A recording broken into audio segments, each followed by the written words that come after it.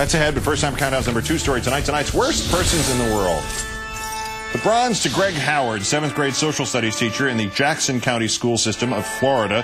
Last Friday, Mr. Howard asked not 1 but 2 and possibly 3 different classes about Barack Obama's call for change, and then explained to them by writing it out on the blackboard that change was actually an acronym for Can You Help a N-Word Get Elected?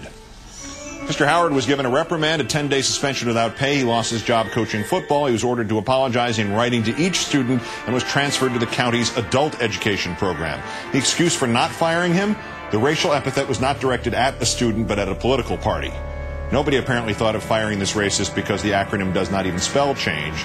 It spells Cy-Hange. A runner-up, Billo the Clown, a columnist for another Rupert Murdoch-owned entity, suggested that to liven up the presidential debates, Orally should moderate them. "I'd love to host the debates," he responded. "A lot of people would watch. I'd double the ratings." The gall of these News Corp people to seriously complain about Chris Matthews and me simply hosting primary night election coverage or convention coverage while suggesting that a political hack who reads talking points from the Republican Party should moderate a debate. Also about doubling the ratings. The vice presidential debate drew an estimated 70 million viewers last night.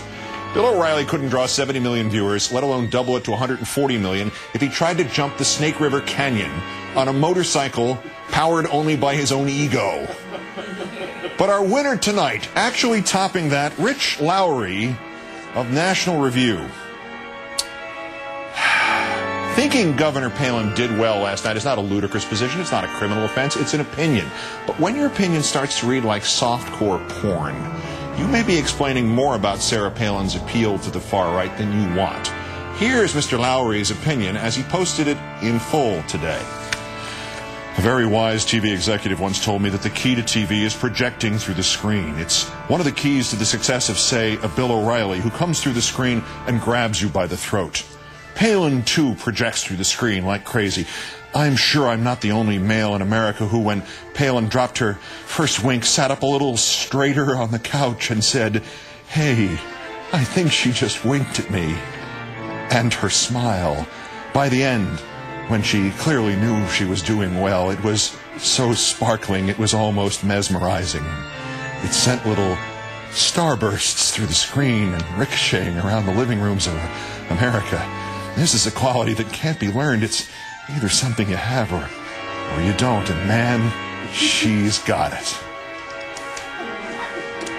Look, sir, I don't really care if you sat there last night during the debate and masturbated.